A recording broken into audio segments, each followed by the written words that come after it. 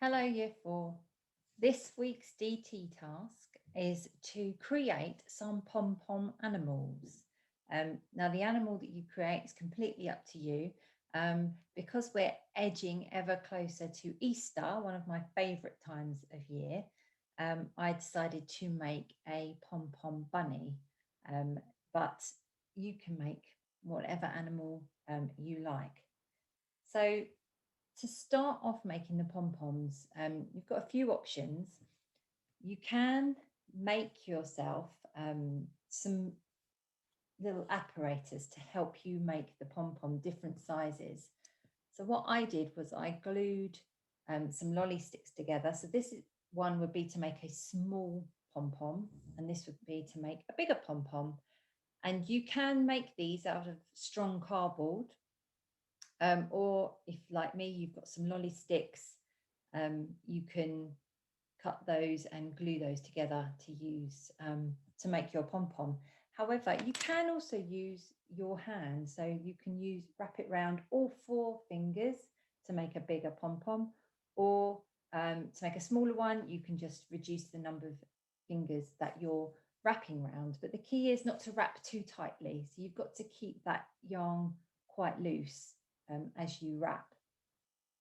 So let's begin. I've got my yarn and I'm going to make the big one first. So I'm going to hold this up. So if you're using your fingers, just use all of your fingers to wrap around.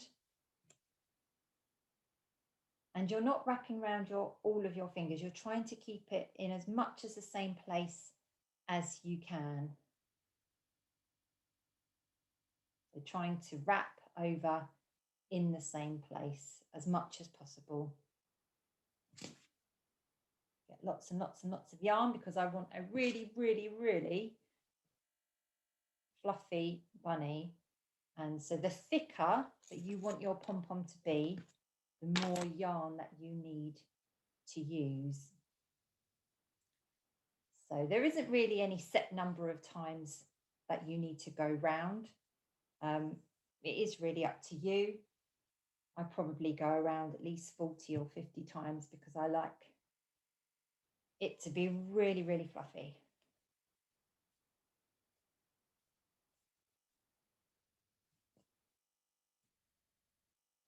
Okay.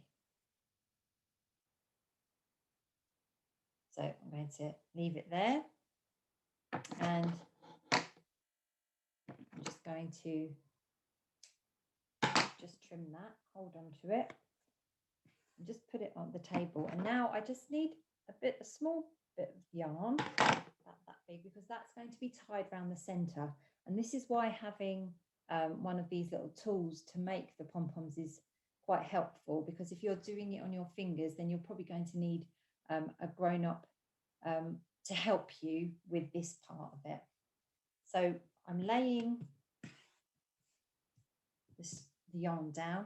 I'm putting the pom-pom tool over the top, and then I'm bringing the cotton over, and I want to make as tight a knot as I can, because if it's not tight enough, then what happens is when you cut the yarn, which I'll show you in a minute, it comes apart and it starts falling out. So as tight as you possibly can, and you can always ask a grown-up here to help you.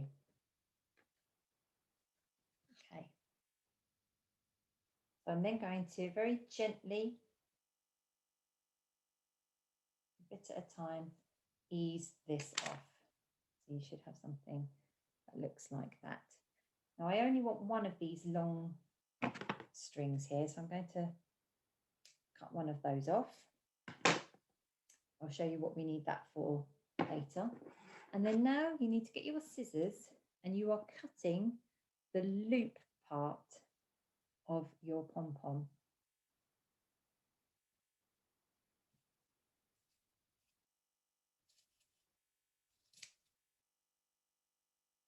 Until there are no more loops that side, and then you turn it over and you do the same with that side.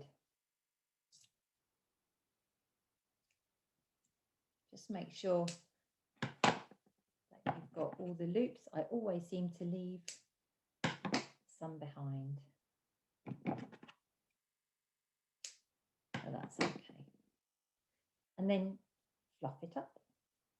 If you've got any bits that are a bit longer, sticking out a bit, you can always trim these up. And that's your first large pom-pom done. Now you need to do exactly the same, but with your smaller pom-pom or with smaller number of fingers. So just get your pom-pom tool and begin wrapping. And again, trying to do it over the top of the other yarns, not too tightly, and as many as you want to do. The fluffier, the better in my book. So I'm going to do as many as I can. I think I'm doing it a bit too tight here. Let's try and make it a bit looser.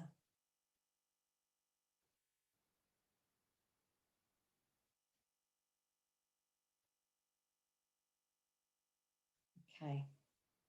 And again, just cut the rest of that off, pop that down on the table, and then cut your bit of yarn, lay that down, lay your pom-pom tool over the top, and then pull your yarn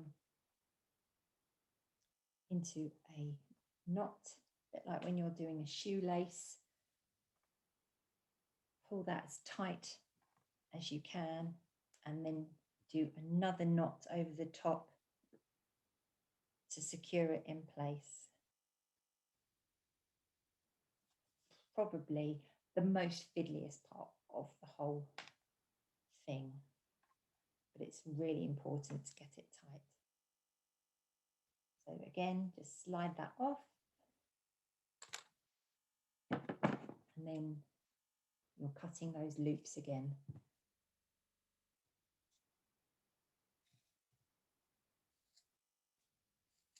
I think I've done lots of yarn in this one. It's quite hard to cut. Make sure my fingers are out of the way.